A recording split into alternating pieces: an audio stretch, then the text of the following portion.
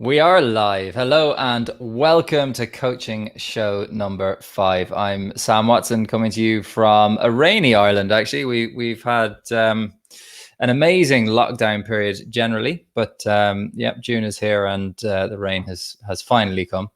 Gear, how is everything with you? Gear Fisher from the US, from Colorado somewhere.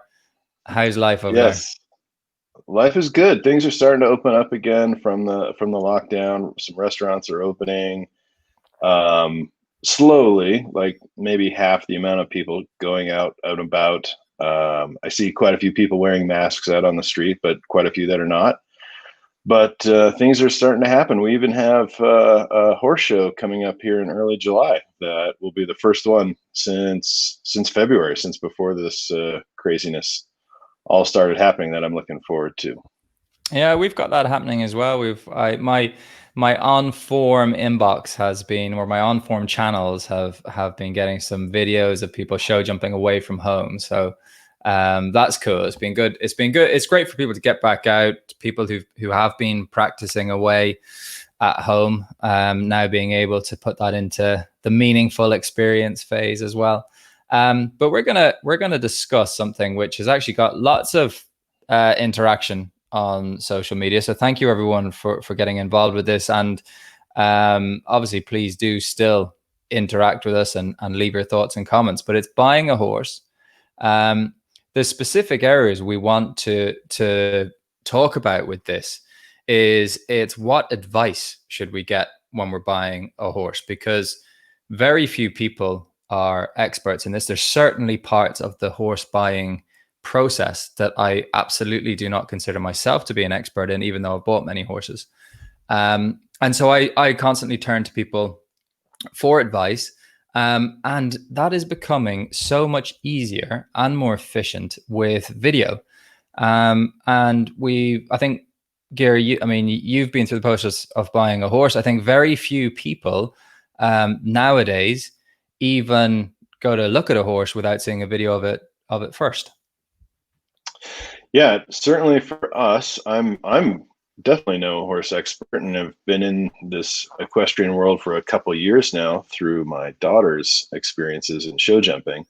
But as she progressed from, just taking lessons, eventually leasing a horse, and then we made the commitment to buy a horse, and then we made the big commitment to buy a performance horse. It was a really interesting process along the way, and it was I certainly didn't know how to evaluate this magnificent beast. And my daughter started with video from all kinds of places. And, that's where the process, I'm sure, starts for most people. And then it's a matter of saying, well, how exactly do you evaluate this video? Who do you turn to? And I think that became the big question. And of course, the process really kicks off because once you start getting kind of serious, you really want to put all your time and energy into developing that horse, right? So Sam, who's the best person to go for that advice, figuring out how to buy a horse? Well, have a conversation with yourself first and make sure you know what you want to achieve. You know, what are you trying to get out of? What's the goal? Because that's the first person, whoever you talk to. I mean, it's generally going to be your coach. Generally, I think you need to turn to someone who knows you and knows your strengths and weaknesses and will be honest. Because certainly early phases of your riding career, you're going to make tons of mistakes. You're going to do tons of things wrong in the saddle. You're going to do tons of things to annoy the horse. So you need, generally, when you're starting off, you need a horse who will put up with you, and you need a trainer who will tell you that. And to get your goals and ambitions in the right place as well. So definitely having that on, not telling you the person who tells you what you want to hear, telling you the person, or finding the person who will tell you what you need to hear. And say, if you've been riding for 6 months, that you're saying, okay, I want to do a 120 in 3 months time, you need the person who will say, hang on, that's unrealistic, because now you're going around looking at horses who can jump 1 meter 20, and you there's probably far too much power, far too much horse for you, and that's just going to end in disaster. So getting your sight set on the right goal, and then turning to someone first who knows you, and then you can start to evaluate the horses. I mean, I'm just going back to one of our first conversations, Gear, when you've come from Training Peaks where everything is measured and planned out, and you can quantify everything that's been done, and then you go to buy a horse. Sometimes I've bought a lot of horses that have never competed, no evidence of anything, no evidence of what they've done in training, no evidence of what they have done in competition. And you're just looking at an animal moving. And that is really that's why you've got to turn to that expert who can actually assess, from what I can see here, the two words that are really important to me, safe and sound. We use it kind of quite frequently in Ireland, well, sure, we're safe and sound. And that is the way you want your horse. You want a horse that will look after themselves and look after you, and that they're physically up to the job. Because like human athletes, I don't think I would have lasted very long in a kind of hard professional sport. My knees get sore quite quickly when I go running and all sorts of things. So that's the start. I mean, with the coach. So when you evaluate goals, that's a great tip, I think, and that did luckily happen with us in our process. Those goals pretty much broke down to, well, right now we're jumping the 0.7, 0.8 meters, and maybe someday jump the 1.1s and maybe 1.2s. Is it typical, that goal, a horse you can bring from low to high? Do you go through a few horses across a trajectory, whether that's on the show jumping side or, the levels in the cross country phases, et cetera? Or, I mean, can you bring one horse from, all the way through, or is it typical to maybe spend a couple of years with a horse at a certain level, get a new horse at a certain level, et cetera? Like certainly up to that meter 10 level, or the 1.1 meters, most horses can jump at that level. It's not into a kind of an elite performer. If I was a horse, I could probably do that. I consider myself a kind of an average athlete. But the tip there is that if you aren't quite comfortable just yet, particularly getting on a horse you don't know, that's where it's valuable to see someone else riding the horse. Now, even when they're a good rider and they're putting the horse, they're getting a really good canter, really powerful canter out of the horse. They're being really accurate, putting it on a good takeoff point, which makes it really easy. You're still getting the evidence that says this horse can physically jump the height that I need it to, 1.20 meters. If it's a very good rider, try and try and see the horse jumping a little bit higher than what your aspirations are, because you're not going to be near, you need to see that kind of margin for error a little bit.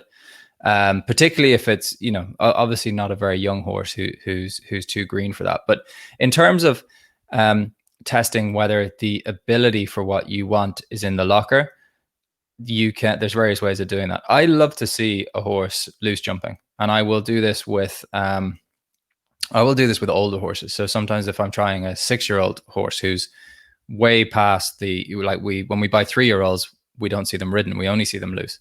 But when we buy 4, 5, 6-year-old horses, we're seeing them under saddle. But if the facilities allow, or the person, if I am doing it remotely via video, I'll just say to them, I just want to see the horse just loose, because I get to see the horse's ability with no help. It's the horse's own ability to look after themselves, to judge a fence, and their scope as well. Because when we look at 3-year-olds, we see them jumping really quite high, so you can see what ability is in there. And generally, it's not one of the most important. It's not one of the stumbling blocks, I find, for most people. I don't think that the horse's ability is a stumbling block. I think the horse's suitability to how you ride. So we all have strengths and weaknesses as riders. Some of us, maybe our balance in the saddle isn't great. Maybe for some of us that our hands are a little bit too active, so that we're doing too much down the rein. And different horses will react to different things like that. So if a horse is quite a sensitive back and you don't have great balance in the saddle, Well, anytime you kind of get a little bit shipped out of place and move in the saddle a bit too much, that horse is not going to like that, and it's probably not going to suit you. Whereas a horse who's much more laid back, pretty insensitive to things that are going on, if then you're, if you're a little bit, unstable at the moment in your riding, that horse will probably suit you and not mind. So I think getting the suitability is usually the more important part. Interesting. So I think suitability, you're saying suitability matched up with the rider's aspirations have to match. I learned a word in this process that I'd really never heard of before, and that was confirmation. Hmm. And then I started hearing it all the time in the horse world. And when we were evaluating a horse, my daughter talked about it all the time. Our trainer talked about it. And that was one of the first things people looked for. Is that something that can be looked at? Do you have to be live with the horse to judge their conformation, or are you able to see their conformation over video? Talk to me a little bit about how you can assess that. That is, I mean, this is, full on plug alert, but I have been using OnForm for this recently, looking at anything from foals to 3-year-olds to like fully grown horses. And the key to this is I really do not consider myself a conformation expert, and I don't place it really high on my list as long as there's nothing scary looking at me, like, a fifth limb sticking out from somewhere that shouldn't be there.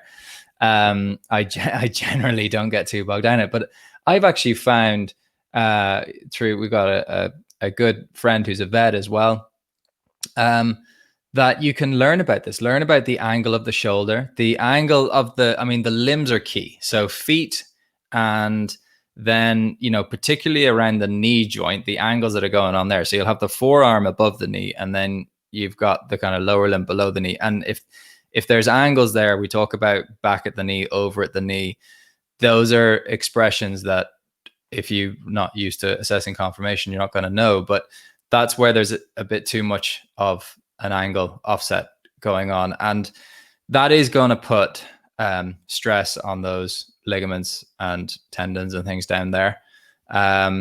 So you got to be careful. And then there's things like long pasterns and stuff like that. But this is where the video tool is really useful, because you just ask someone, hey, can you just stand your horse still and just walk around them with the video? And then obviously with OnForm, you can pause, you can zoom. We actually have an angle tool that I was using for this to be like, here's, we're straight, and then here we go off in an angle. When I was looking at a young horse, so I was like, that's probably too high a risk for us, because the less evidence you have on the horse, the more important something like confirmation becomes, because it becomes one of the only pieces of evidence that you have. Breeding is not huge in the skill sport, particularly for eventing. And then I suppose for lower level show jumping, for top level show jumping, I think you can tell a little bit more from breeding. But for lower level stuff, it's much more about the horse's temperament and soundness. And, so if you were buying a young horse, you don't have the information of, well, what is this horse like to ride? I haven't even ridden it yet. So it does become important at that point. But get a vet. I mean, that's where you can learn. So you get the video, shoot it off to someone who is used to assessing horse conformation, and you will learn as they go along. So rather than just sending off the video as we would have before OnForm existed, and they go, oh, I don't really like the way the horse walks, and it's turned out on one leg or whatever, and just giving their verdict, and you're like, okay, it's a no then. They can actually highlight that, draw on the video, and you can actually learn about conformation. I don't like the back end here. He drops away, but zooming in, circling, and identifying exactly what they're talking about will develop your eye. And that saves. I think that's going to be one of the key takeaways from this is you can start to become much more efficient about which horses you even look at in the first place. Particularly when you get into seeing the horse walk up, trot up, and get to see their movement. You could see if a horse is, very heavy on their front end and already starting to look a little bit scratchy in the movement. And if you're thinking that, okay, I'm someone who I really want to learn this next year, like riding is my absolute number one focus. I plan on doing 10 shows a month for 6 months. Like that's a lot of shows. So you're going to need a horse. You might not be jumping very big, but if you want to be out and about a lot, you want to do a lot of clinics, you want to get a lot of lessons, you're going to need a sound, robust horse. It's going to be like one of the main criteria for you. So then that vetting becomes really, really important. Yeah.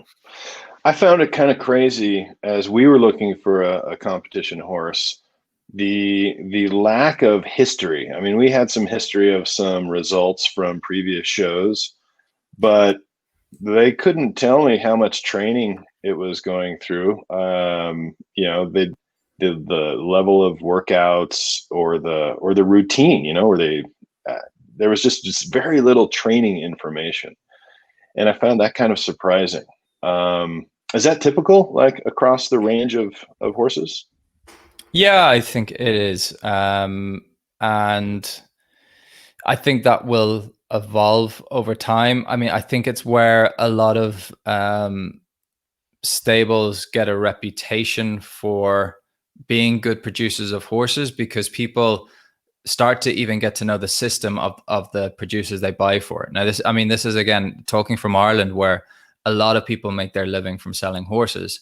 And when when you buy a horse from so and so, that they've done very little. They won't have done too much. They'll just been playing at home. There'll be a lot of improvement, but the horse will be a really kind of happy, content horse.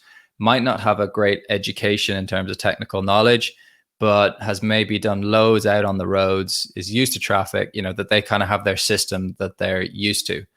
Jumped loads of ditches and banks and stuff like that. I kind of know from the different horse producers what they've done. I know there's other producers who have done tons of little shows with the horse. So they might not have any cross-country experience. They might the first time they're going to have to go through water or jump over a ditch, they might think, whoa, what's going on? But they've been to loads of shows, been in warm-up arenas, seen bright colored poles and fillers and stuff like that. So that's just building up over time. I think that's why people do use agents as well. So the people who, if you don't know anyone in Ireland, then you talk to someone who does, and who's kind of an independent third party. And they tend to know who you can go to and what their systems are for producing horses. But in terms of that record, that's you. It's once you start getting up the grades a little bit, that once that horse has been out competing, then you can look up their competition record.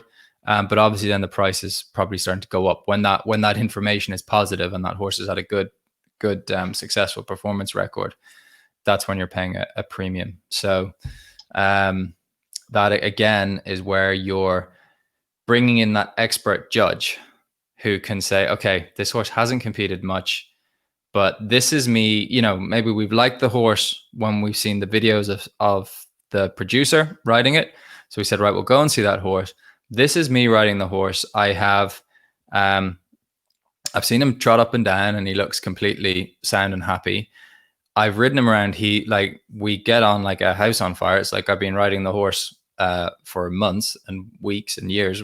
We get on really well. And this is me jumping him over 1 meter fences. And can you see potential here? Like I'm not hiding anything. I know no one is, there's not like a professional rider riding this and making the horse look better than maybe they are, which is actually, you can't really do that. You can't make a horse look better than they are. You can only make them look their best. So, then you use the expert to say, yeah, I think there's real potential in there. When I see the way he's jumping the fence, and I see the technique, I see the power, the scope, all of these kind of words, that you use the video as that becomes the evidence, and evidence-based decision making is, I think, what we're all a fan of. Yeah. An interesting, or maybe sort of interesting side story about that at USA Cycling. One of the key coaches there judged people not on their competition, but the correlation between training and their results. In other words, if they saw a person training very little but having okay results, they were always looking for future potential. right? Like, wow, if we get Mhm. this person's training, to here, we think we can leapfrog their potential to there. So that's why the training aspect to me is interesting. If that horse is achieving a certain level, but it's really having to work its butt off, maybe you've maxed out that horse. Again, I'm not exactly sure, but certainly on the human side, right? There's a certain element like you're already training, doing everything you can, and maybe you've found some of your limits. But That's that's that really growth potential is the thing. but that's really interesting here, because that is one of my go-to uh, tactics when I try a horse. Is I try, like, I'll try the horse, and if I like the horse, I'll be kind of looking around the place, and the person's sort of going, "What is he looking at? Is he just checking out my house or whatever?" But I will try and find somewhere I can go where I reckon that this person has never taken this horse before or done anything. I've even been known to jump a horse out of the arena over the rails, and just because what I want to know is what is this horse like with a new situation? What's their ability to learn? Or I sometimes will build, a bounce on an angle or something that I think that the horse hasn't come across before.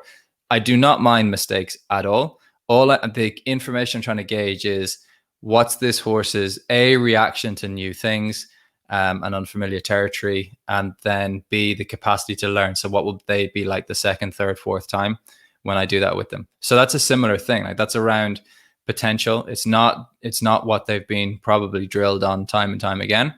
But that reaction to an unfamiliar thing, and that's important too. Like, if you want to, try and get those. If you're, particularly for amateur riders, if you're going to want to be out and about with this horse, obviously asking the owner of the horse and the producer if it's okay. But can I take this horse out and go for a bit of a trail ride or a hack around the place, and see what they're like when a bird jumps out of the bush, or something happens, or a car drives past, or something like that. Because that's the stuff that's gonna matter to you, if that's one of your concerns. Try and answer those questions. Yeah. Hey, Sam, how about, since we asked so many people and got a lot of great responses, what their tips were from the internet. Let's say we run through a few of those, and Awesome. I'll go straight to the one that people. I certainly was wondering, what's a good price for a first horse? Is there an actual answer to that? So the reason that the world goes into recession is that people pay for something, and then they think it is worth, they think that they have something that's valuable, and then and they inflate the price. When you buy a horse, you have to be comfortable with the fact that this is now probably not worth it. Like, that's the way I think. I have paid for this, and it is nothing but a dream. So it's whatever you are willing to part with, and be comfortable with saying this. I may come down in the morning, and the horse may have decided to jump out over a paddock and just gone forever on some adventure, and I'll never find them again. So I think, be realistic. The most important thing with your first horse is that you are the one who's got to do the learning. So, and be honest. I think that attitude is really important, because a lot of people don't go out with it. They say, I want a horse who can do X and Y, and I'm trying to buy an outcome. So if I see a horse jumping a meter, that's fine. The horse can jump a meter, so I'm going to get on and jump a meter. That's not how it's going to happen. You're going to have to learn on the horse. So, and you can learn on a lot of, particularly for your first horse, go for, it's like a marriage. Well, no, this is wrong, because a marriage is everything. I could have gotten real trouble there. You got to go with someone that you can live with, or and that you can't, that they'll put up with you. That's the key word. I said that at the beginning. It doesn't have to be loads of flash and wow and the horse that everyone's going to look at. Because that can get you into trouble as well. That can be too much power for your first horse. So you want a good, honest person who will be your friend and put up with you and allow you to learn. And quite often you don't have to break the bank for that kind of horse. The horse that you can learn on. So I would be staying below 5 figures if it was me. So that's below 10,000 is what I would be looking for. And when I go to buy first horse for my kids, but everyone is different. If you're willing to lose more than that, then that's up to you. That's good advice. I mean, the idea that the personality fit is more important perhaps than the pure athleticism. That's a really interesting one that I certainly wouldn't have taken immediately. And you And know, just to the clarify, for my own marriage gear, I got the looker and the personality, just to in case Sparks is watching this, I get in trouble. a lucky man. Yes, we're Yes, both lucky yes, men that got the way. full Very the full lucky. package. Yeah. We're fine. And so, okay, under five figures for maybe a first horse. How come they get so dang expensive as they do? What are the contributing factors to that? It's the most expensive commodity in, well, probably in life is potential. So what people are buying is potential, and people, um, I think this is where there is loads of room to. We talk about training smart all the time, gear, and not just working hard. And the same as the ability is there in when buying a horse as well, that you can buy smart, and that will happen when you start being really clear on what you want to achieve, because you'll be surprised how many horses jump uh, around those, even if your aspirations are bigger courses, how many horses are able to do that without looking like the most impressive horses on the circuit. I bought Horseware Art of Highlight off a video without sitting on him or seeing him in the flesh. That was about 8 years ago. So, and again, for not too much, because I wouldn't do that if I hadn't even been able to try the horse. But he went to a world championships, and it's the same with a lot of the horses. They can do an awful lot more than you think, and the and I think it's being brave enough to sort of go with your gut instinct and kind of ask yourself, that is there evidence to say that this horse can't do what I want them to do? Then okay, you're going to have to rule them out, because they're not, you have evidence that says it is highly likely that this horse won't stay sound. That's what the vetting is all about. Or we've looked at this horse at 1.20 m and they are highly uncomfortable, like they're really struggling to get over the back rail on those oxers. They've knocked a couple down. They don't look like they've got the scope. My goal is 1.30 m, so no, that's out. So you can rule horses out when you're trying them. But if the horse answers the questions, but just doesn't look, there's nothing like wow about him, but answering the questions, that horse is probably going to cost you an awful lot less, because they're not doing it in spectacular fashion. They're not coming out of the stable all legs flashing everywhere, or maybe don't have a record that like they've won loads of classes. They've just got, everything is just fine. You'll find that often those horses will go way further than you think, with good training. And ultimately, that is what you are going to rely on. Whatever horse you buy, you're going to be relying on your training, and that is going to be the key to success thereafter. So that's it. Okay, great. So I've bought a horse and I've been working with him for a few years. Maybe I think I'm reaching its potential. How do you go about selling a horse? Yeah, I would say that, don't, everyone used to be kind of suspicious about selling. It's okay to, everyone sells horses all the time. It's because you're selling a horse does not mean the horse has a problem. So with social media and all these sale websites and things like that, you can get it out there very quickly that you have a horse for sale. Getting the videos, like the more information and evidence you put up there about the horse, the more people can know, oh yeah, this is a horse I will consider. If you just have a horse jumping one fence on a 10-second video going, this horse is for sale, it's like, I don't have much information to go. I'm probably going to glance over that. Try and give people as much information as possible about the horse. Be open and transparent, obviously. Use those advertising websites. Use your own. If you don't have a kind of a big social media following, then maybe try and someone might do. You could talk. You could go through your coach, but you can. Sure. You can and you can start small. You can start with just letting people know your horse is for sale. If nothing's happened in the next 2 weeks, no one's got in touch with you, well, then you're going to have to try harder with your marketing and your whichever advertising sites you use.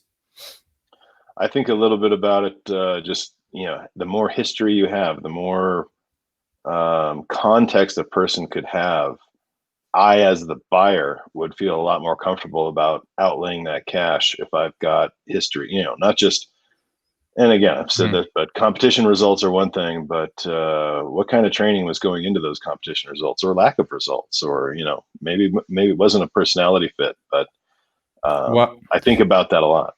I'm looking forward to seeing the first on, because obviously when you use OnForm, you can export your videos to your camera roll and you could put them on a sales website. But I'm looking forward to seeing the first horse that's for sale, where someone has taken, this was this horse a year ago, and this is this horse now. Use our comparison tool, put the two in a real nice side by side, and now you not only do you go, oh, this is the horse now, but it's like, wow, this horse can really learn and improve. There's nothing wrong with, if you're showing me this horse kind of having problems a year ago, or just looking weaker, and maybe, whatever it is, it's good to see. It's really good to see that horse is a learner, is a progressor, takes well to training.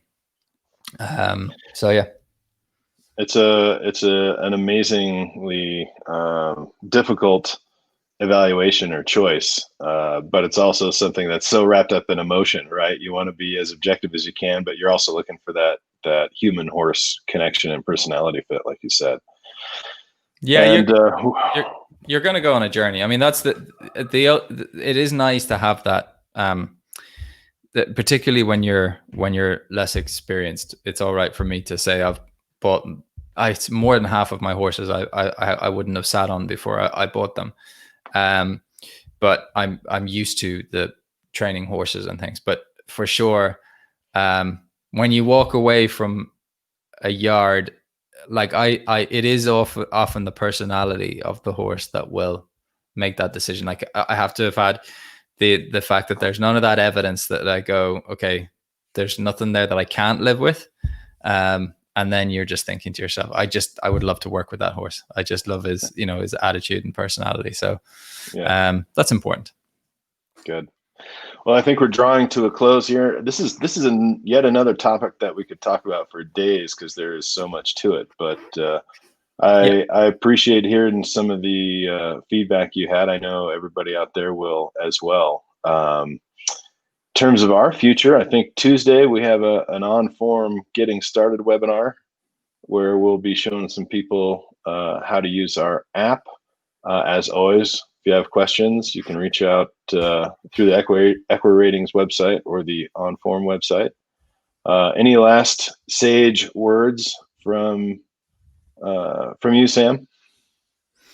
No, I think as we're getting going again, let's see those videos. Just make, I think what we're used to doing when we're going out. I know we're on the Buying a Horse show, but going forward, I think with OnForm, what I'm most looking forward to is that we're all used to videoing our horses when we're in competition and we're performing, but just make sure that experience it's great for you to look back and see your horse and see how you're doing. But even if you're thinking, oh, it was pretty good, why not reach out to someone, maybe a coach you've never even thought it's possible to train with because they don't live near you. Like, what would it be like for a Chris Burton or an Eric Duvander or, whoever, Jock Paget, who won Badminton in 2013, who's down in New Zealand. What would it be like for one of these coaches? What do they think of my riding? Reach out to them, see if they could review a video for you, and use this, like we're in the technology age, we're in the connection age. You can connect with anyone in the world as long as they want to be connected to and reached out to. But we know behind the scenes a lot of coaches are open and looking for it. So athletes reach out, and coaches, support your athletes when they get going again. Prompt them to say, it's good to see that you're going down the road for your first show next weekend. Make sure you get the video, because there's a difference, particularly at the lower level. There's a difference between what we do in training and what we do in competition. And we're always trying to be able to replicate what we do in training in competition. So make sure you're using your videos. Exactly. All right. Just a one word piece of advice there from me, Gary. You know me. Yeah. All right. Super succinct. That's what everybody loves. Right. Succinct Sam. Gareth, thanks a minute. Thanks a minute for Succinct Sam. coming on this show again. I think you were about to wrap, but sure, I'll wrap for you. So thank you very much, That Gareth. was And great. thank you everyone for watching. We'll see you again in 2 weeks, and we'll see you, some of you, hopefully on Tuesday as well for that webinar. Take care. Thanks for watching. Bye, everyone.